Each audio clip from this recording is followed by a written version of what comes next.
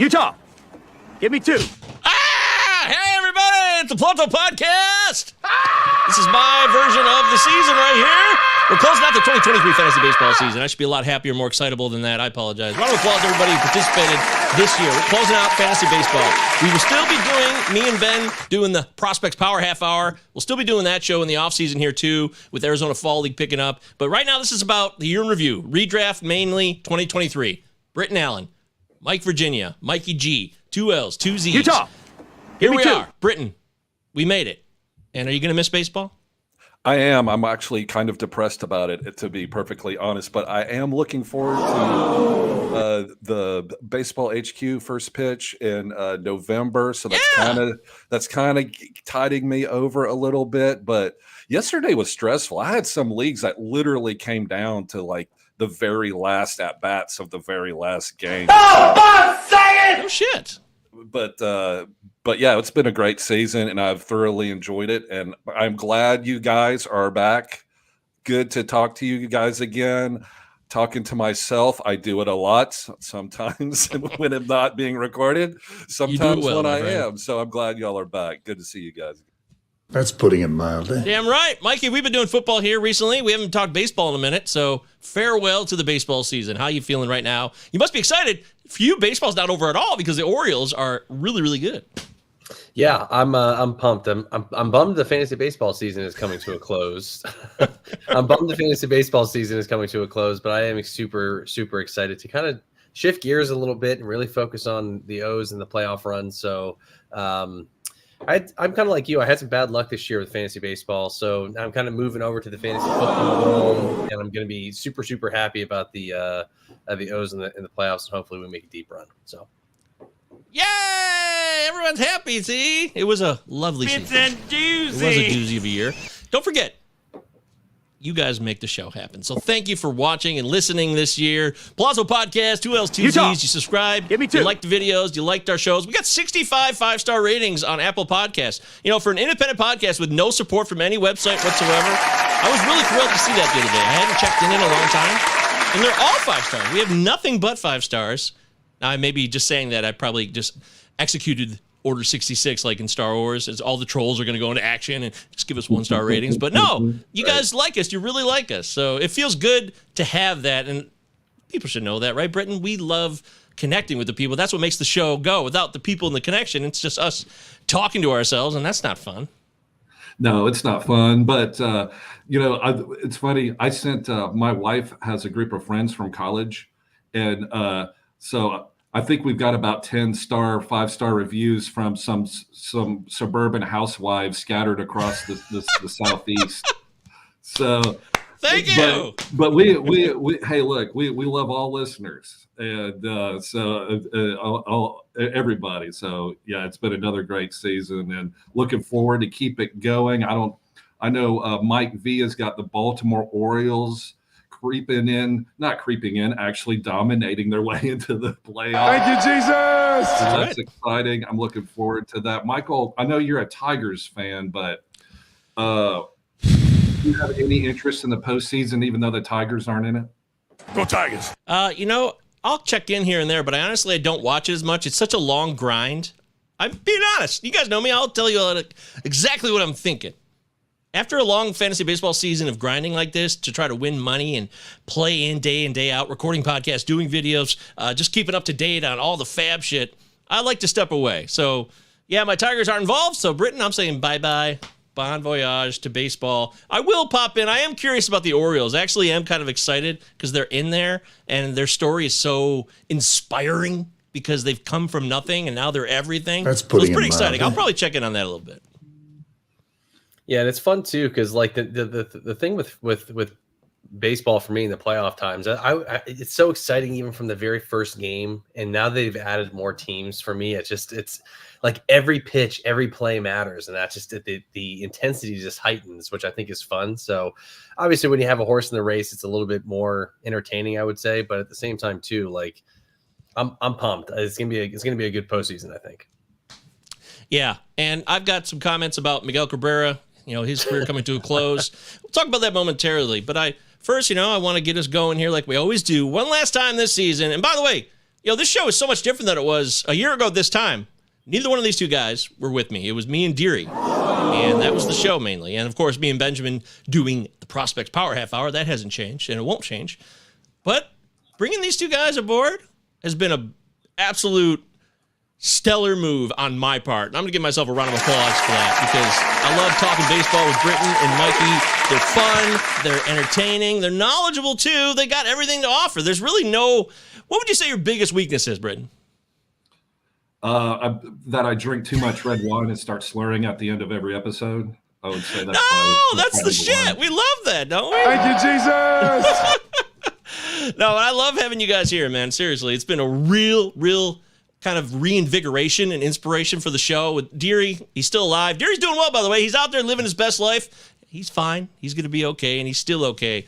But sometimes you bring people aboard, you don't know what's going to happen. And in this case, I don't give a shit what anybody else says. So far, I haven't gotten any negative. No one's DM me or messaged me at all. Like, dude, what's up with that Mike guy? I mean, he doesn't know shit. No one has ever said that.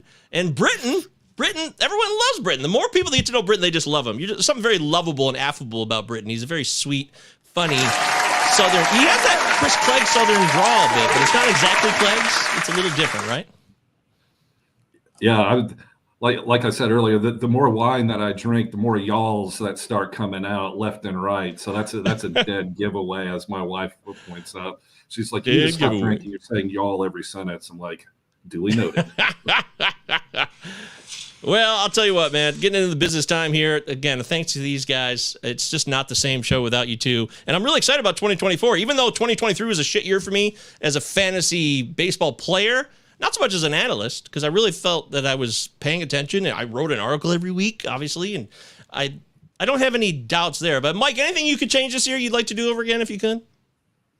Yeah, I mean, me being my first year in this space, I'm excited for 2024 as well. Being brought onto this obviously was a great opportunity, so I appreciate Michael and Britton, you guys having me on being co-host. But at the same time too, I'm excited to put out some more content next year. So getting on the grind, and helping everybody out, it's been fun. So I'm going to be cranking out more content coming next year.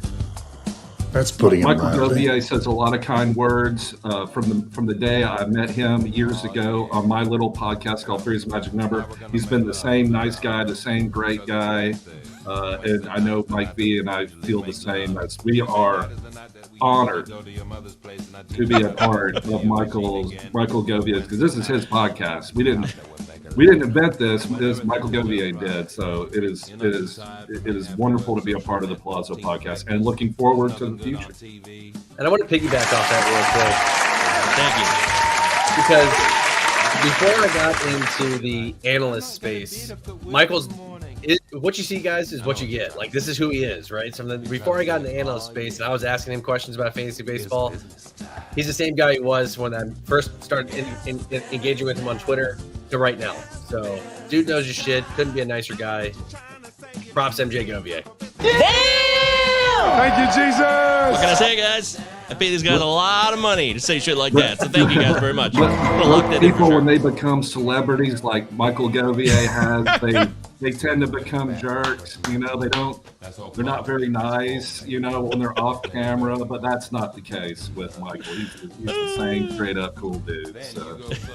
That's putting it mildly. Thanks, brother. Thanks, guys. I appreciate it. I love what we got going here. I'm excited about next year, excited about the future. Next month, be at First Pitch Arizona. I mean, if we're talking business, like Britton said, that's going down exactly a month from today. I'll be in Arizona, also known as Phoenix, Arizona, also known specifically as Mesa, Arizona, at the Sheraton, right next to where the Cubs play spring training, and they also host the Fall Stars AFL All-Star Game, which will be happening that weekend of November 2nd through the 5th. So if you haven't had a chance yet, you still can get your ass out to First Pitch Arizona next month. It's going to be awesome. You can just hang out with people. You can talk to Britton for free. You can just sit there and bullshit with him at the bar while he pounds red wine. That's something you can absolutely do. I'm going to lock that in for sure.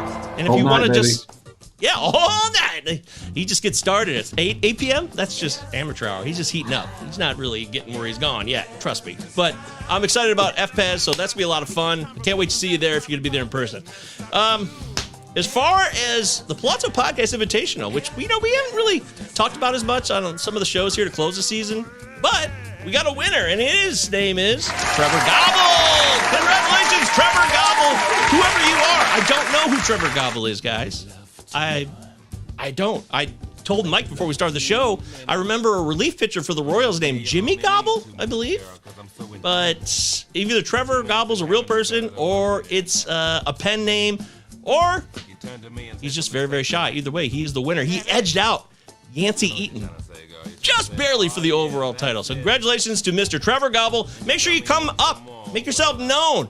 Present yourself to Mike, myself, or Britton on Twitter, MKB Fantasy, Britton Allen, 2 T's, 2 L's, Utah. or myself, Give MJ me Govier, two. or the Palazzo Podcast handle, 2 L's, 2 Z's. Utah. Come out. Tell Give me us who two. you are. Jump in the Discord. It's totally free. Tell us your story, how you became an overall champ of the Palazzo Podcast Invitational. We had 90 entries this year, guys. I was shit. Britton, did you sign up for this one? Because I know Mike, we met up a little bit after the season started. I did not. I don't remember what happened, but I wasn't involved for whatever reason. Maybe you sent it and I just didn't get it. Who knows? Where the hell are we? I finished 61st overall, just for the record. Again, I can never even finish in the top 10 in my own event. Yeah, Trevor Gobble, reach out, man. I never met a Gobble I didn't like. So come on and say hello. Oh, shit. By the way, our old friend of the show, I never see him anymore. He was a guy who was always here in these live streams and the live chat since day one. His name's Brian K. Rodgman, as I like to call him. He finished dead last this year. I'm so sorry. Dead last, Brian K. Rodgman. We love you. I miss you, Brian. I hope you're out there. I hope you and your son are living it up, kicking some serious ass. But finishing last is it's a special moment to be the last place overall in the Palazzo Podcast Invitational. Next year, I hope we can top 90 entries, crack 100. We got to have 15 per league. So 6 leagues this year. Maybe we get to 9 or 10 next year. I don't know. I'm very excited. Thanks again to everybody who participated. It was a hell of a year. And Mike, I know next year we're going to get you in for sure. In fact, both of you guys should play with me next year in this. It's basically just a draft champions. And Britton, you love those. It's my favorite. 50-round draft and hold. I'll sign up any 50-round draft and hold there is. And then he's a sick bastard, folks. A sick bastard. Yeah, so there it is. Overall standings, once again, that's from the top. Trevor Gobble, Yancey Eaton, Alistair Williams. You guys got cool names, by the way. James Anderson from RotoWire finished 4th. And my FTN pal, Matty Wood, finished 5th. So shout out to all those guys. Lots of shouts. Here, I'll just give you a bunch of shouts. There you go. So thanks, guys, for participating. And we'll see you again in 2024. Should be a lot of fun. Mike, any other business you'd like to discuss as the season comes to a close? Get all your business out now. Yeah, for those of you guys who are transitioning into the fantasy football space, make sure you guys are tuning in to our content here. The content doesn't stop here at Palazzo, so we have Tuesday shows at 7 p.m. and then Sunday shows. So if you're in the fantasy football world, come and hang out on Tuesdays and Sundays. Make sure you check us out. And then, again, make sure you're following everybody on Twitter. The Twitter handles are up here on the screen at the bottom of these yellow bubbles. But yeah, appreciate everybody that joined, especially for those of you guys who joined Michael's league. Hopefully we get a bigger than better than next year. So I'll be in there. I'm taking the title home.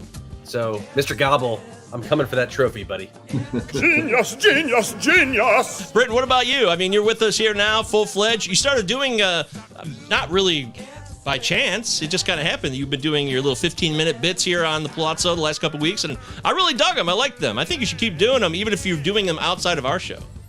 Oh, I appreciate that very much. And thank you, Michael, for getting those, timed right and put out there. I really appreciate it. I know it's a lot of hard work, and I don't think I've thanked you enough, actually, for that. So I do appreciate it.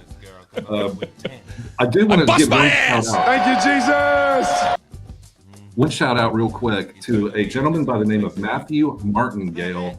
He finished in my PG Great Fantasy Baseball, the TGFBI. The event put on by Justin Mason, friend of the show, friend of y'all's. But this man I was in the league with, he had 128 points to smoke our league. I was in his league with him and finished 13th overall in the entire contest. So Matthew Martingale, shout out, you crushed it. Way to go, Matthew. Hell, that's an incredible closing effort. Nice job, Matthew. Not everybody can say they did that, let alone do it. So shit, I gotta tell you guys, that's impressive. He did it the old Toby Batflip crazy way. Started out Garrett Cole and Spencer Strider, and never looked back. I don't think he did anything but lead the entire league the entire season. It was great. Oh shit, that's awesome. Donovan says, I've been enjoying my cup of soup as well. That's right, Britton's cup of soup. It's a stupid name. I don't know why. Isn't a cup of soup like a fart? Like, cup of soup? It's delicious. No, there's nothing wrong with the cup of soup. Come on, you were never in a house with a bunch of guys and someone did that to you? Come on, I know they did. I think that's the Dutch oven is what you may be referring to. No, that's something different entirely, man. That's a blanket and involves 2 people at least, I think. Hey, look who's here. Mike's brother's here. World Series prediction. Who are the NL and AL teams squaring off and who wins? Go! Not even thinking about it. I'm saying the Rays and the Dodgers. I'm going O's and Braves. O's taking it in 7. I'm going Braves versus Twins. The Twins, Minnesota Twins, win it all in a wild upset in 7 games. The Twins, dude. That is bold. That is a intense hot take for sure. I mean, I love the Twins. I'd love to see that happen. Grand slam to win it in the walk-off grand slam from Matt Wallner? Holy shit! Yeah, the wow, awesome. Dude button. Wow, dude. I love it. That's a lot of fun. That was just off the cuff predictions. Who the hell cares? Jamie loves it. Yes, Twins. Hell yeah. Shout out to my guy, Vlad Sedler, who first hired me last year at FTN Fantasy. Vlad Sedler, also known as Rotogun on Twitter. I mean, he gets a lot of pub, but he deserves it because he finished in the top 3 of 2. That's right, Utah. Give me 2. Give me 2. 2 different overall contests. I couldn't be more proud to work with a guy like Vlad who shows you how good he is. He's got one of the best articles in the business with his weekly fab breakdown, and he's got the results to back it up. He finished top 3 in the OC on NFBC and in Cutline. Taking him home like over $30,000. That's awesome. That is so awesome, dude. Way to go, Vlad. Nice job, man. It's a pleasure to work with you, and I'll see you next month at FPAS, my man. Very cool. What else should we say? So many shout-outs. Donovan, thank you. Jamie, thank you. Chad, Christian Crespo, all you guys that made the Discord what it was this year, so many of you. Thud. God, who am I leaving out? I mean, obviously, Ben's in there all the time. There's so many people who bust their... Yeah, Gnostic Baseball. Oh my gosh. Gnostic, he deserves so much credit. In our Discord, if you're not in there, it's totally free, by the way. In the description is the link. Gnostic Baseball is a dude who puts out constant stat updates in there. Like long-ass, relevant, topical, current stats that are really, really useful. And he does it just because he's a cool guy. Yep, absolutely. And 2 guys I also want to give shout-outs to our Palazzo crew, Sam and Benjamin Chase, two great guys in this space, and at Palazzo too. As you guys know, Ben does the prospect half-hour, power hour. Sam as well has been on the show as well. Dudes really know their stuff. Nice, couldn't be nicer guys. Super big shout out to them as well for doing everything they do for Palazzo and everybody in the Discord as well. So, absolutely, 100%. Thank you so much for that, everybody. Also, Baseball Pods always reposting our shows throughout the year. Anybody who pubbed us and gave us some love and attention, thank you so much. There's probably more people to thank. I can't even think of them all because we're live right now, and I'm just thinking about who's actually going to win the World Series because your brother's got that in my head now. But he says that. Okay, that's all I wanted to know. Adios, muchachos. Bezos. Is that Bezos or Bezos? Because Bezos has a Z.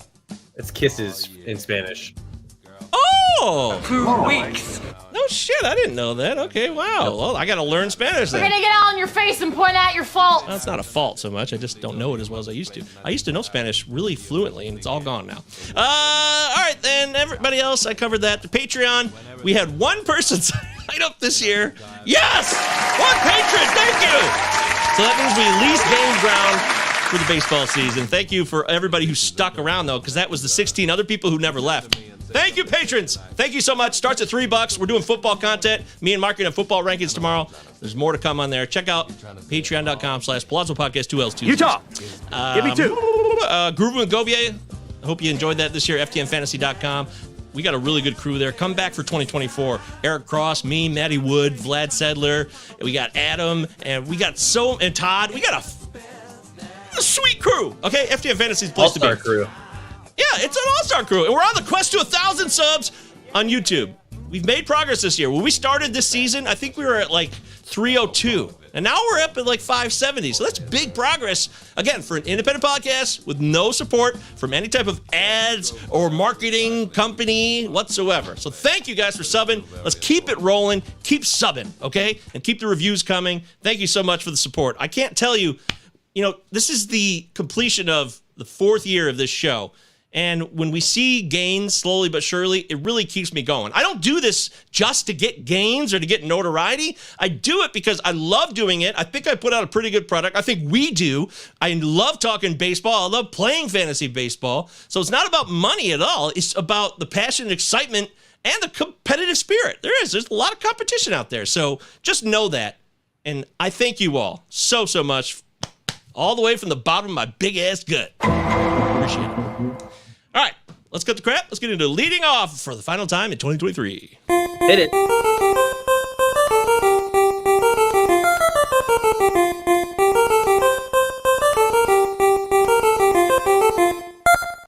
Yay! All right, well, it's time for not our catch of the day, but Our first catch of the day. our catch of the year, and it's 100% Ronald Acuna. There's no doubt about it. Ronald Acuna had a legendary 40-70 season. Mike, did you have any Acuna shares this year?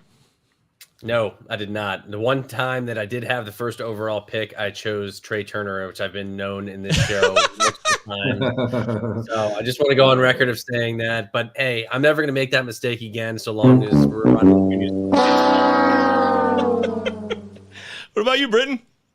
I did. I was lucky enough to win one NFBC league, and I drafted Ronald Acuna in it, and I won because of Ronald Acuna Jr., the most exciting, talented player in baseball. I think is watching Ronald Acuna play is such a treat, and all the Braves players really. Ozzie Albies, Matt Olson had, I don't think he gets. I don't think he gets enough credit.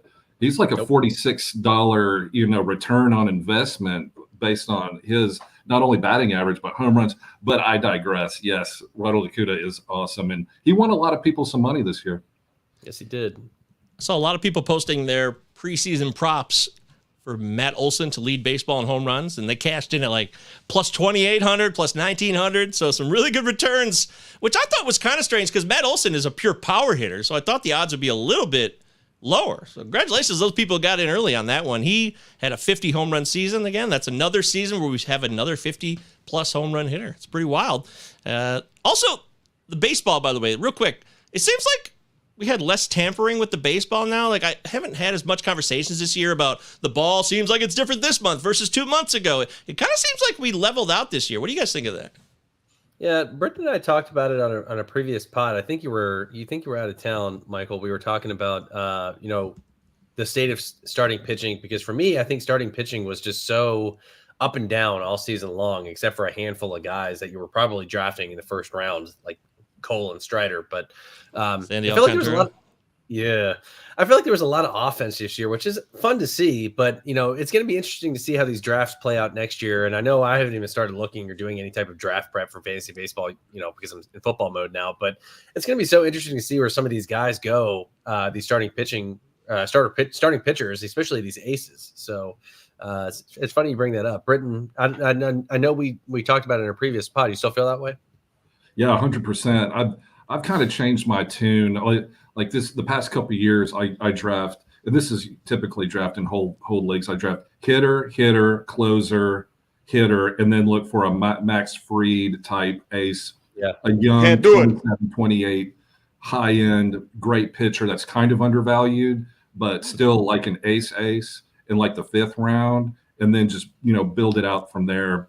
But as I've played more, I'm starting to think like there's a whole lot of value in Garrett Cole. If you draft Garrett Cole like in the 8th, 9th, 10th round, something like that, you're guaranteed 200 plus innings. You're guaranteed 200 Ks, and that goes a long way because pitchers get hurt. And you've got to hit on those mid-round guys too.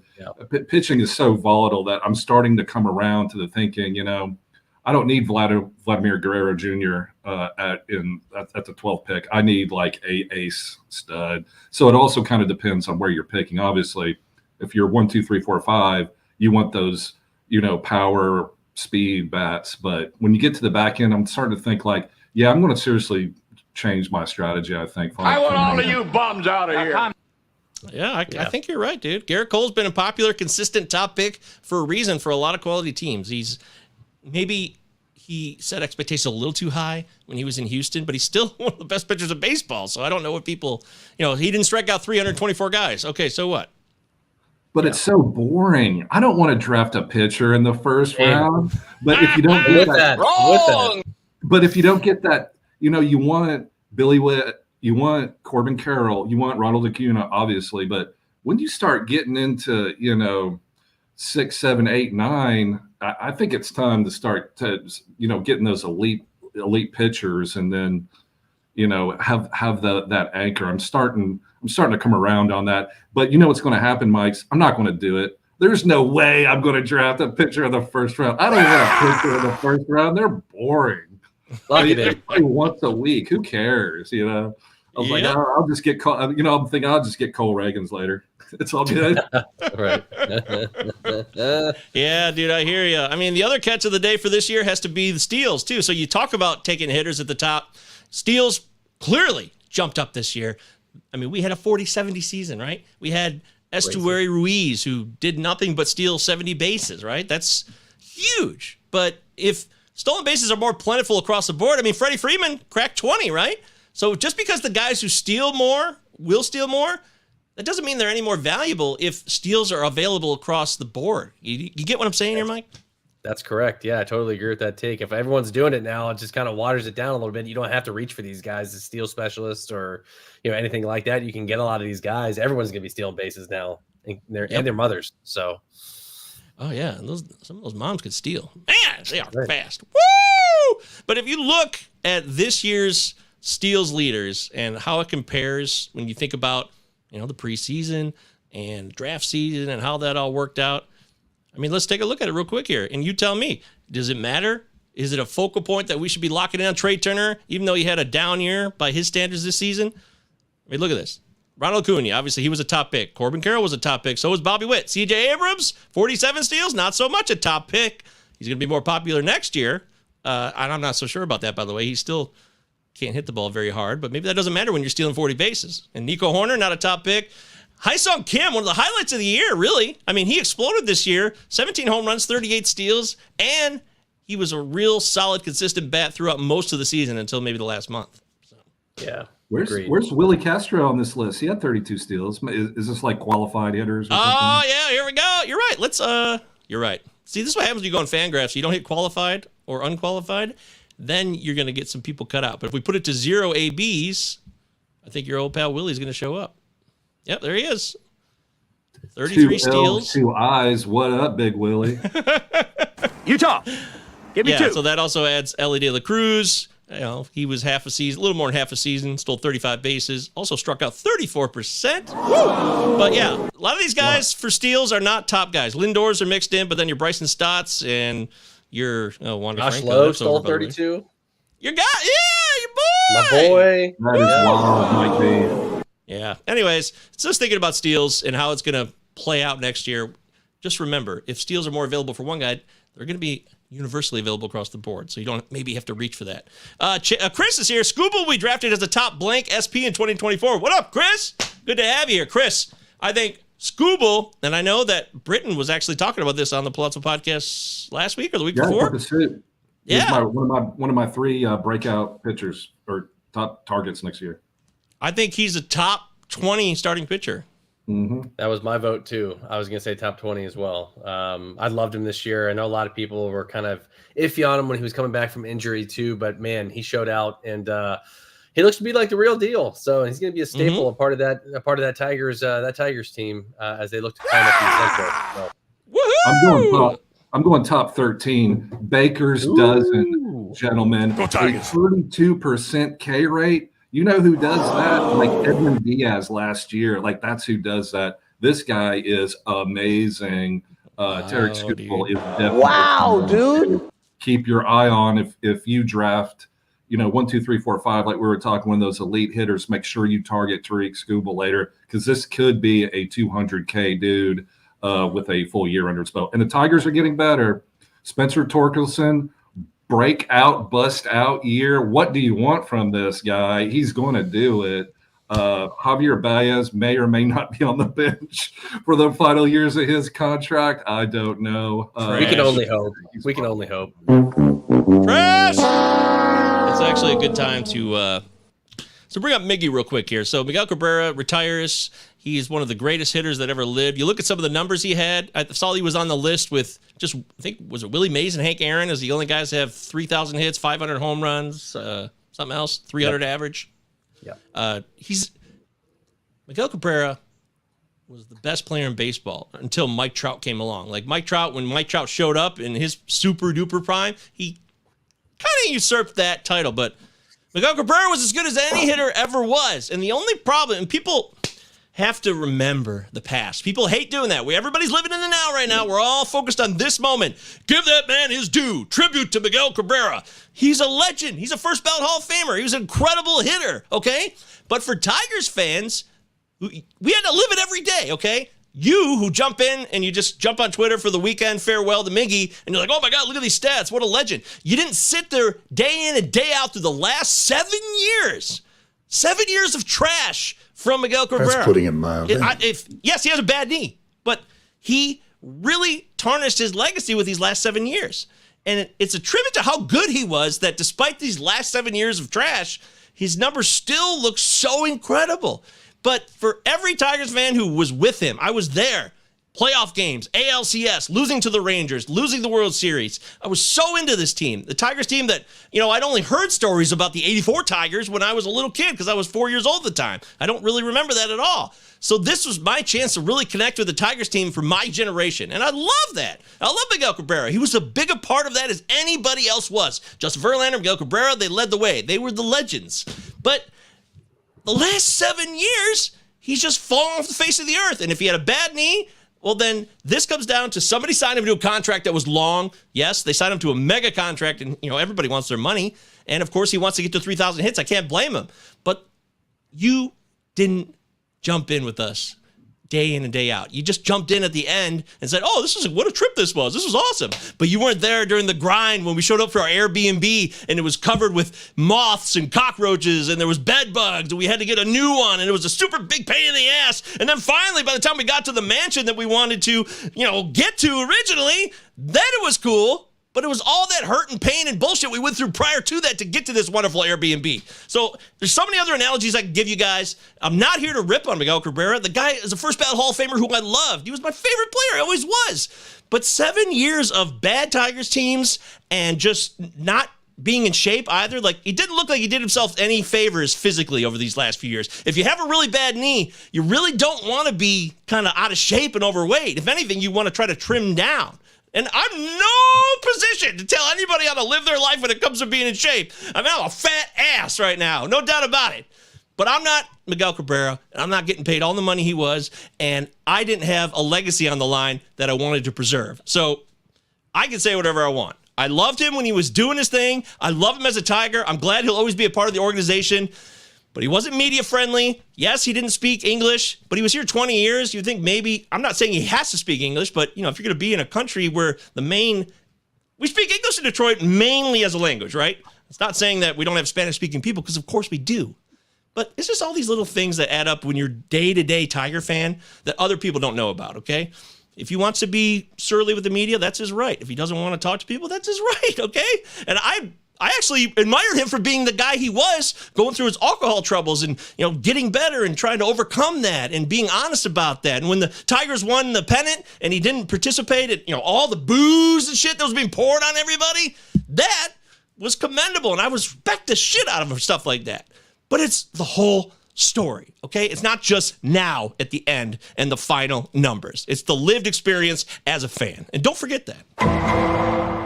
Michael, can you tell us how you really feel about Miguel Cabrera before we move on, please?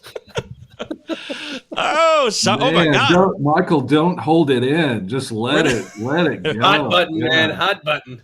Feel your feeling. People know me as like an optimistic guy, upbeat guy, and I am. But like, if I have an opinion, I'm always going to be honest. I'm not just going to kiss ass.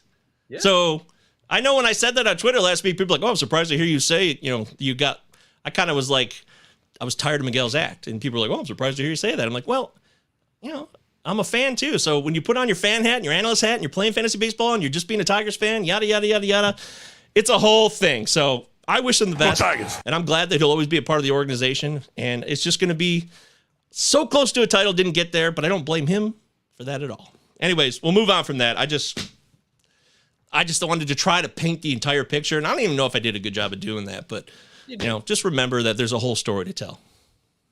There you go. Lock it in. Have you talked to other Tigers fans? Do they feel the same? Like I thought Miggy was beloved in Detroit. He is. They had 100,000 people here over the weekend. He is beloved. There's no doubt about it.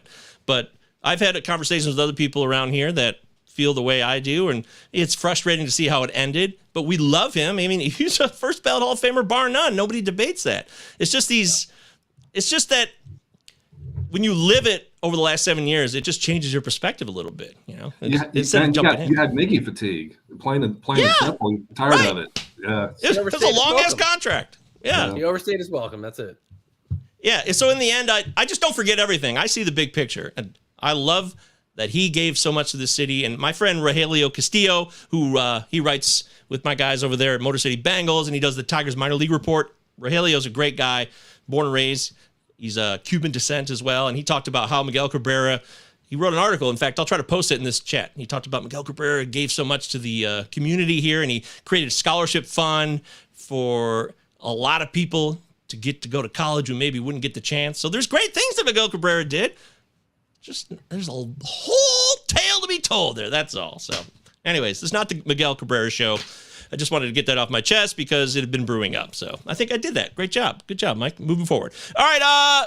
It's Cody Bellinger. Somebody was pleased with Cody Bellinger this year. He was a catch of the year. Yeah, I put Cody Bellinger in there because he had terrible years as a Dodger. Like they literally non-tendered him. They said, we're good. See you never. So he signs a 1-year deal with the Chicago Cubs. Frankly, it was a good, what was it, $12 million? I mean, it wasn't, it was a decent chunk of money, but it was a 1-year deal, which is the key. Yeah. So it was a prove-it deal, and he came out and he proved it. He had a great season. And, Cody Bellinger was we all forget, it wasn't that long ago, he was the National League MVP when he was a Dodger. So, yeah, I thought if obviously where you drafted him is key. Nobody drafted Cody Bellinger in the top 10 rounds of anything, or maybe even fifth. But he turned out to be a great player. And if you drafted Cody Bellinger, hoping for that bounce back, banking on it, you got it. ADP was 182. So yeah, I agree with that take wholeheartedly, Britton. That was definitely one of the catch of the years for sure. Yeah, I drafted him in Tout Wars, by the way. Thanks again to Tout Wars for having me this year. I hope they have me back. I missed the playoffs. It was head-to-head 12 teams, but I got Cody Bellinger for $1, and that was a great value. Awesome value. Yeah, whoa, man, wow. By the way, I just posted Rogelio Castillo's article about Miguel Cabrera and what he did and meant to this city in the live chat, so please read that. Check it out. It's a really good article. Strongly recommend it. There it is. There's the link. It's called Miguel Cabrera Has Impacted Detroit on and off the Field. Whatever you think of him, those are true stories. And that is true. It is a true statement. He's done all that. Anybody else a catch of the year you want to get on the record, guys?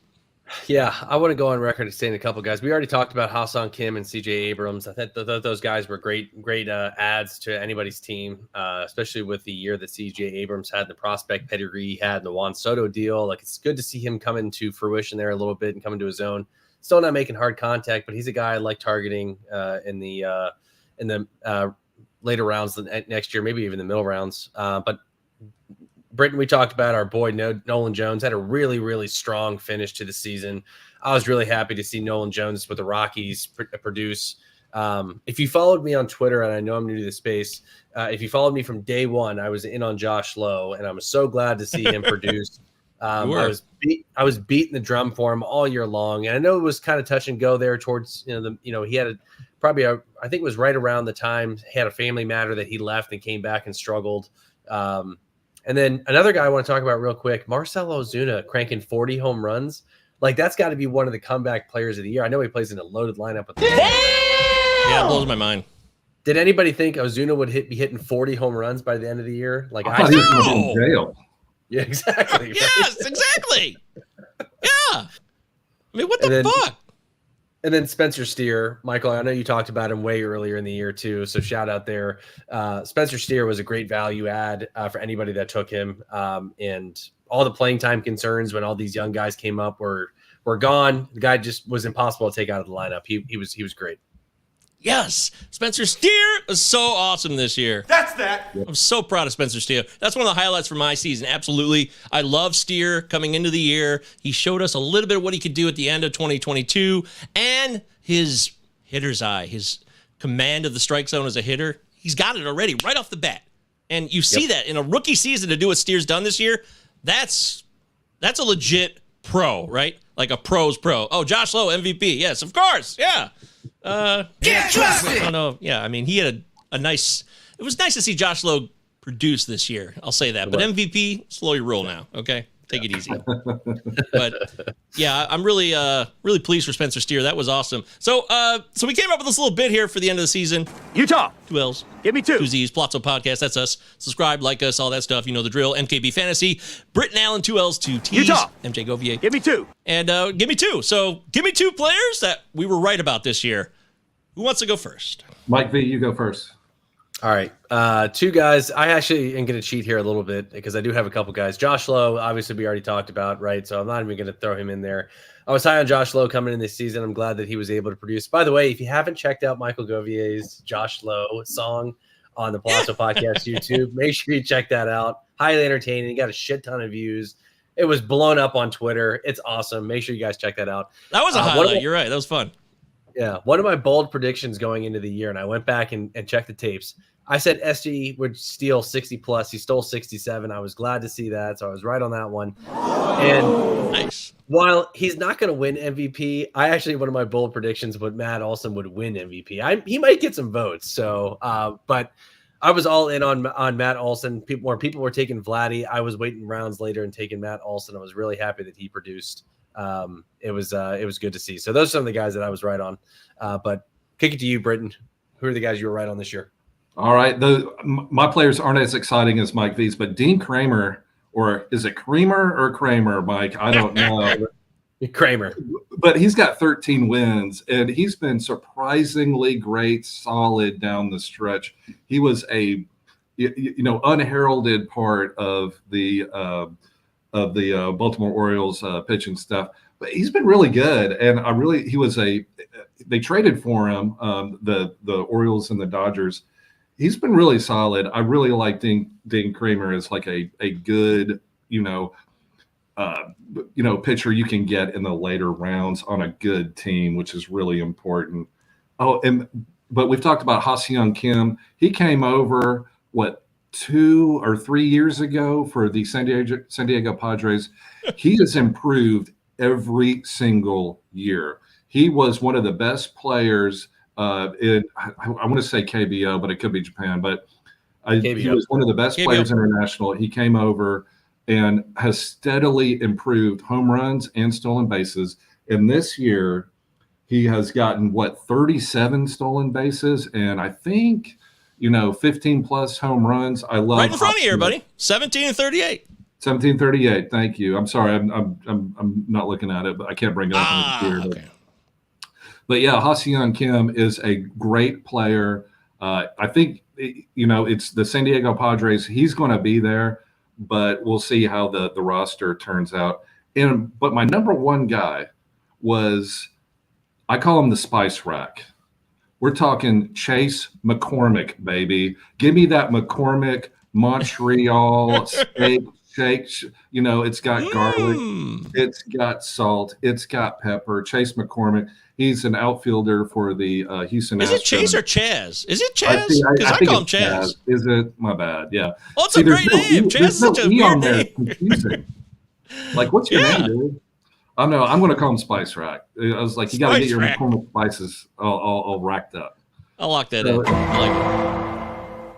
So he's had a great bust out season. Michael Brantley is not going to be back next year. I think he's going to be a full-time center fielder for the Houston Astros. I really like Chaz McCormick, however he wants to say it. Call him the spicy man. So he flashed this year, so he's another one that I was excited about. Yeah, Chad said, you guys jump in the live chat too. You guys are bumping in there. Say what you got to say. Kim's talent for me was never a question, but it was like Francisco Mejia years ago. They were just yanking him in and out of the lineup while trying to adjust to America and MLB pitching. Yeah, I mean, the adjustment, we all know the story here. Coming over to a new league from the KBO or the Nippon Professional League in Japan, there's an adjustment period. And we've had people who have not been able to live up to the hype. And we've had others that have taken off. And right now, it took Kim a moment because he came over like after the COVID stuff, right? And now here he is doing his thing. So Jeff Weather says, draft Holy. Oh, no, you idiot. Get out of here. You almost got me to say that because I wasn't even just reading comments. Nice. Wow, dude. Yeah, Kim's a man, and he's got a good walk rate, and he K's less than 20%. Obviously, that's all bread and butter for next year. He's so solid, and he's going to be in the middle or at the top of a great lineup. He's the perfect MI player because he's going to play every day. He's going to accumulate. He's going to get you stolen bases. So when you go get Matt Olson, in the second round, go get Kim, round 12, because he's going to get the stolen bases that Olson can't get you. Yeah, there you go. And I totally agree with it's funny because I know we talked about it in previous shows, and I think in the beginning of the season when we talked about the shift in the pitch clock and all that coming into the new rules and stuff, I wasn't a big fan of it. But I got to admit when I'm wrong, I actually thoroughly enjoyed baseball this season a little bit more with all the stolen bases. I felt like the offense was more there with the shift being banned. I am a purist of the sport, but I'm changing my ways. I'm like an old crotchety old man now. I'm like, oh, give me the old baseball back with the wooden bats and blah blah blah. Like I appreciate it this year. This was super fun, and it's good to see guys rack up all these steals and guys like Corey Seager. You know what I mean? Like he was like the number one unluckiest hitter last year because of the shift. It's him staying healthy. It was fun. So I just want to throw that in there. Absolutely. Lock that in. This was Jeff says, all kidding aside, you guys are awesome. Keep up the good work. Well, we love you, Jeff. Thanks for being here as always, my friend. Great 2023. Get ready for 2024. We'll be here for you. But this was a great year for baseball. So you listen to my Miguel Cabrera rant, but I love baseball this year. It's more exciting than it's ever been. The rule changes were absolutely a winner across the board. Quicker games, more action.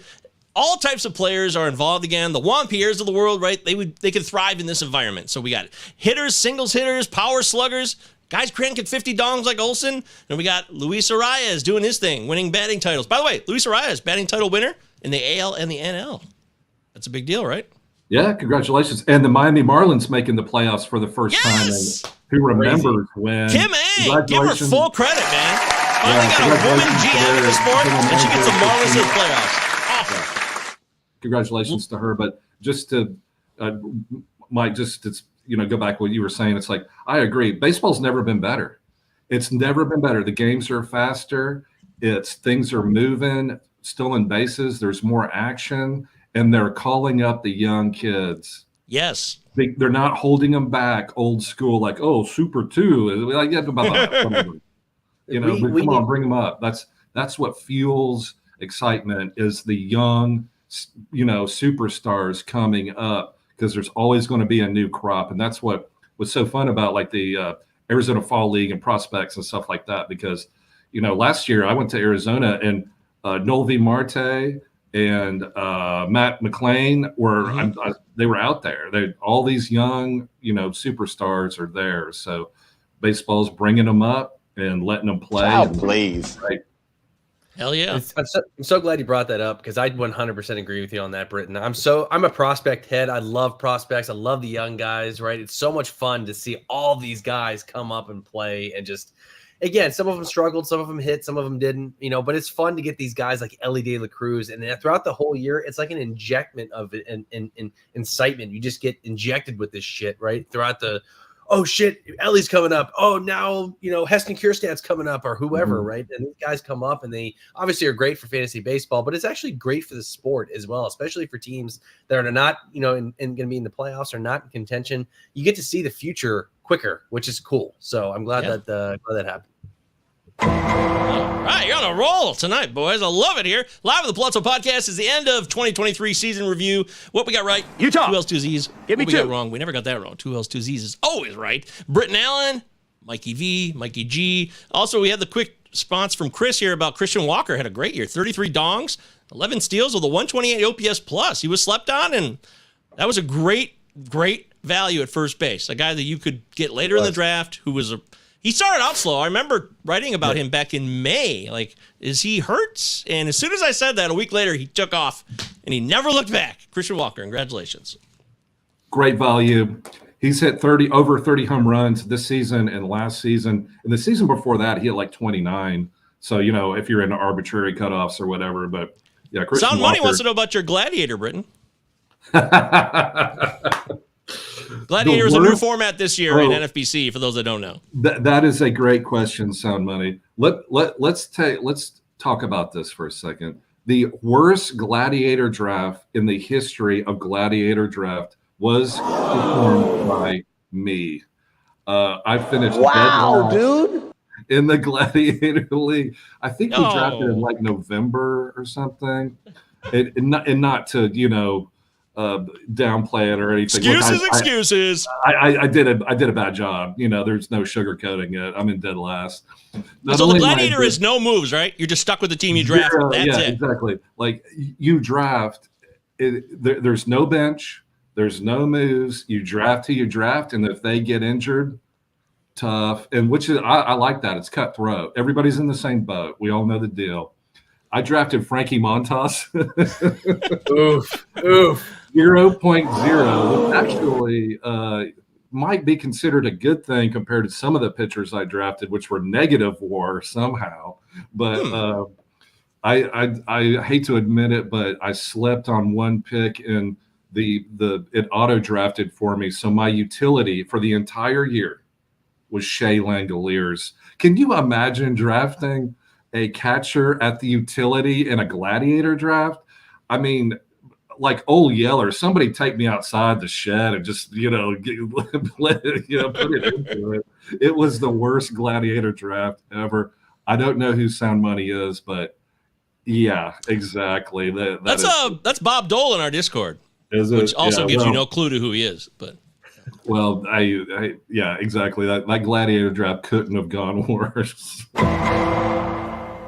I think I'm going to do one of those next year. I didn't do it. That's a new format that came on. I kind of like that idea. That is fun. 26 players, do or die. That's it. That's it. Chad says, turns out die, Mike's. It's ride or die. I like it. Turns out Walker's just the National League equivalent of Jose Abreu, starting like a glacier before erupting like a volcano. Well, yeah. Ooh. Yeah, maybe that is the case.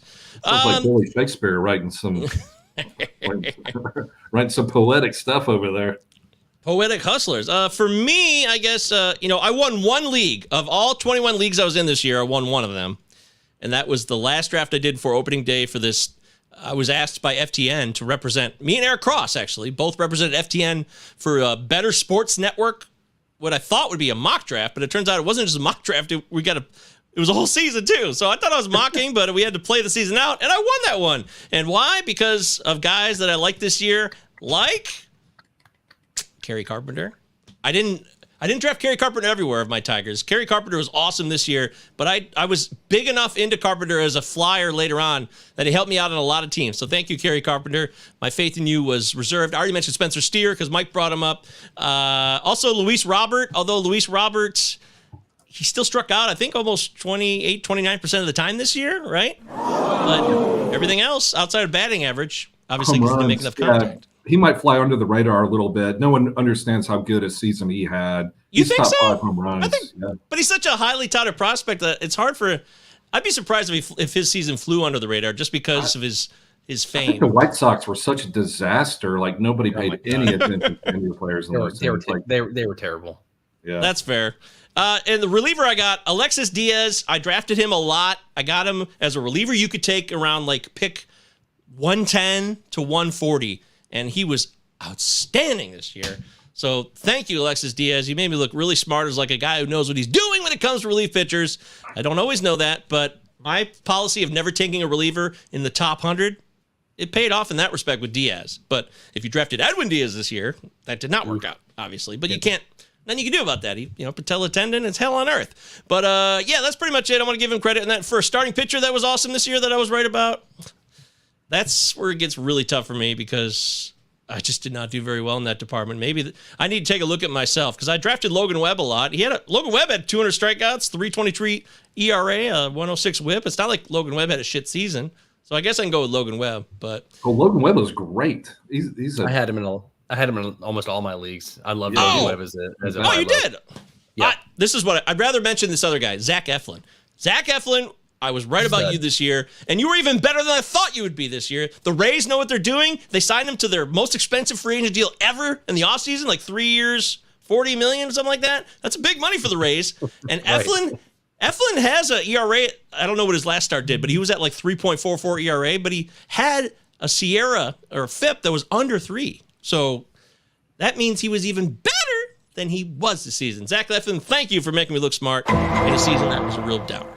Hey, before we sign off, can we do a quick plant your flag now, a hitter and a pitcher going into next year? I was going to do Nolan Jones, but I don't want Mike V to get mad at me because he's been a Nolan Jones guy, and I don't want to carpet bag his Nolan Jones. Oh, wait. Okay, so let's give you guys real quick, because we got to wrap up the show. We got other things to do. Mike V. Right now, I'll give you a minute or two. Just get everything else you didn't get, right or wrong, or anything else you didn't want to mention. Go to town, Mike, right now. And then Britton will do the same. Real quick, I'm going to keep mine short. And I think Britton and I were the same on this one. Bo Bichette, I was dead wrong on. I had Bo Bichette as shortstop 1 this year, simply because I thought he would steal more bases. He simply did not do that. The power was down from him across the board. Everywhere. He had a lot of hits. He racked up some hits, but for fantasy aspects of it, it just wasn't the value that came about when we drafted him in the second round. So Anthony Volpe was another guy I fell in love with, and I probably got too caught up in the spring training aspect of it from my end. So I was buying in on the hype. I thought he a lot of helium, and we'll probably get that every draft season. But Anthony Volpe, I thought had a decent rookie season, but he was my pick for AL Rookie of the Year. And then Joe Ryan, who I was high on for a starting pitcher. Same thing like Logan Webb. Somebody I was targeting late in drafts. I have him a lot, and he just fell off the face of the fucking earth. I have to say that, okay? Joe Ryan just could not keep the ball in the ballpark. I mean, all three of us could have grabbed our bats and gone take batting practice from Joe Ryan and hit it out. I mean, he was that bad. So those are the guys I was wrong on. Well done. Nice job, Mike. We'll turn it over to Britton now. I'll give you the floor to say whatever you want about what you're right or wrong. Call your shot next year as well. Also, Chad says, I still can't figure out if Govier was right or not about Jonah Heim. He was definitely way more right than me, but I'm not sure if Heim was actually worth it in the end. I feel good about my Heim call. I liked Heim a lot. I drafted him as much as I could. He got hurt. That happens. So I'm going to give myself a win on Heim this year. I'm going to lock that in. All right, Britton, the floor is yours. Give it to us. Give it all to us, Britton. I've got it. Since we're talking about catchers, and shout out Jonah Heim. My name is Jonas Weezer, but Yonir Diaz. I got to do that song, dude.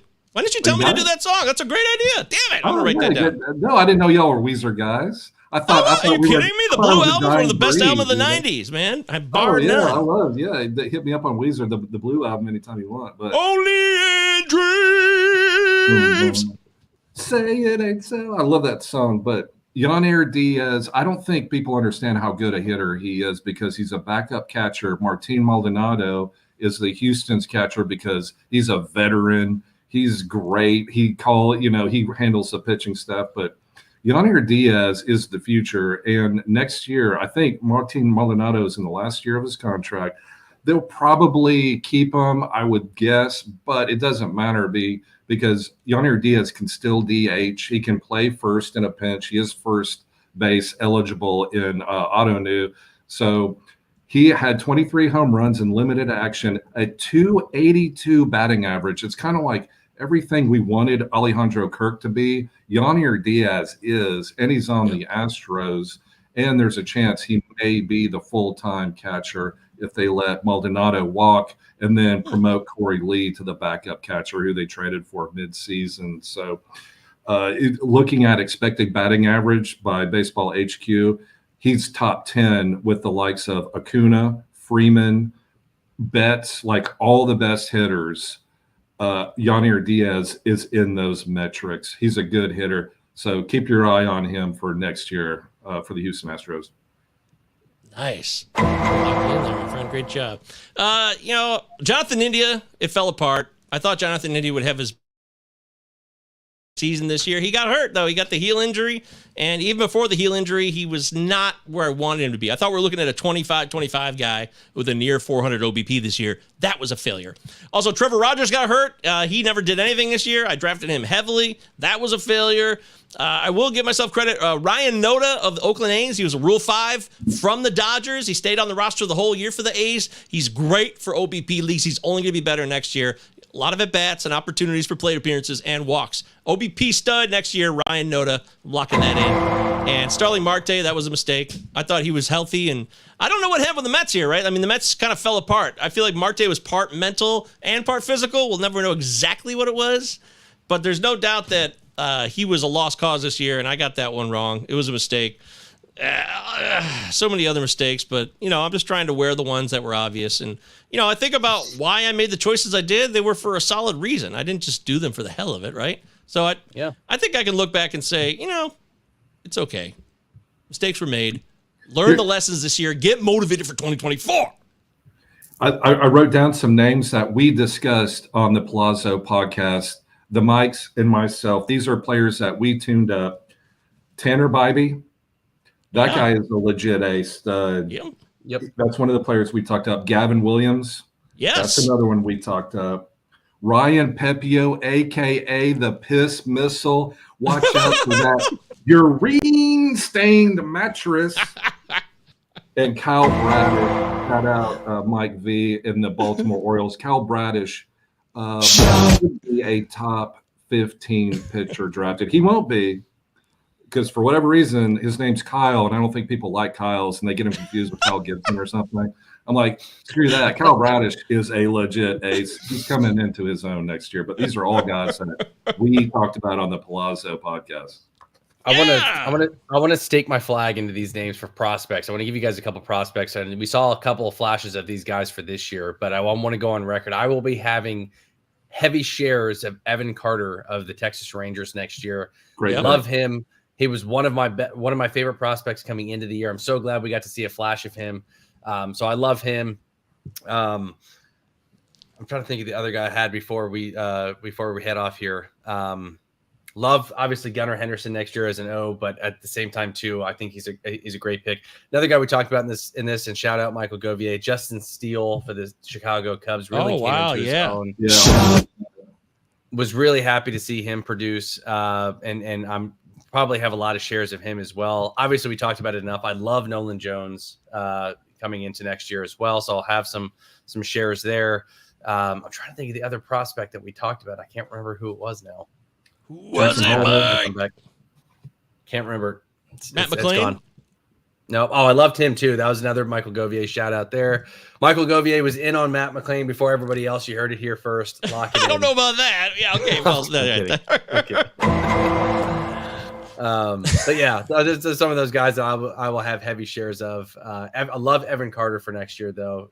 I think he's an absolute stud. Yeah, he's legit. Yeah, he's gonna be fun to watch next year. Yeah, Lucas Giolito fell off the face of the earth. I put this in my last Groovin' with Govier article. I thought Giolito could contend for a Cy Young this year in a free agent year with the White Sox, and that went way off the rails.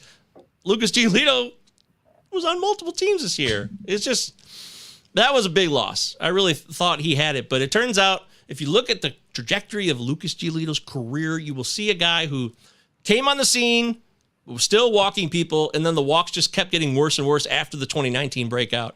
They never seemed to go away, and they obviously came on huge this year. Just not enough command. He has to take a Bellinger type deal next year, right? He's got to do a 1-year prove-it deal to show that he's still that guy. And if Cody Bellinger can do it, I think Lucas Giolito can do it. I'm rooting for him, too, because he's a great Twitch follow. He's a very entertaining guy. Rooting for you, Lucas. So much more we got right and wrong. You know what? We just wanted to get here today on Monday as the season ended for regular season baseball and say thank you and talk about some of the things that went right and wrong. Mikey V and Britton and myself, we love doing the show. Thank you all so much. My Miguel Cabrera rant, it's nothing personal, so I hope nobody takes it as a personal attack. I'm just expressing myself, and I didn't write it down, okay? I could have wrote it all out and read it word for word on a piece of paper. I just spoke from my heart. I have no ill will for him whatsoever. I'm about being honest. I've always been accountable to others. That's all. Got to be accountable. I think it's important. Yep. Call me crazy. 100%. But I love doing the show with you guys. Thanks for a great year. I'm really excited. Next month, Britton, I'll see you at FPAS. In Britton, maybe Britton will keep doing his cup of soups even now. I don't know. You can do whatever you want. You keep posting stuff here. So. Absolutely. I'd love to have some guests on, Mike V, Yeah. Michael Govier. I know y'all are doing football, but I would love to, do maybe one podcast, something quick, not Would love to. Nothing crazy, just, 10, 15 minutes or something like that. But yeah, I'd love to keep that going, especially building up to the Arizona League, so we can, keep it going baseball wise. Cause that's my thing is all that fantasy baseball. I love it. I know you do. Well, we'll keep that in mind. You guys keep paying attention to the YouTube and to our podcast feed. Me and Ben are doing the Prospects Power Half Hour Thursdays, and that'll be building up towards AFL next month. And of course, I'll share all my videos and experiences when I'm at AFL for FPAS next month. For Mikey V, for Britton Allen, I'm Michael Govier. It's a Palazzo Podcast. Utah. 2 L's, 2 Z's. Give me 2. Thank you for a wonderful year, everybody. For the last time this year, for 2023 during the regular season, we now turn it over to the man, the myth, the legend. This is the official Fantasy Baseball podcast of Russell Crowe. Lucky Jack Aubrey hit it, baby. HMS. Right, lads. Now, I know there's not a faint heart among you. And I know you're as anxious as I am to get into close action. But we must bring him right up beside us before we spring this trap. That will test our nerve. And discipline will count just as much as courage. The Acheron is a tough nut to crack. More than twice our guns, more than twice our numbers. And they will sell their lives dearly. They mean to take us as a prize. And we are worth more to them undamaged. Their greed will be their downfall. England is under threat of invasion. And though we be on the far side of the world, this ship is our home. This ship is England. So it's every hand to his rope or gun, quick's the word and sharp's the action. After all, surprise is on our side.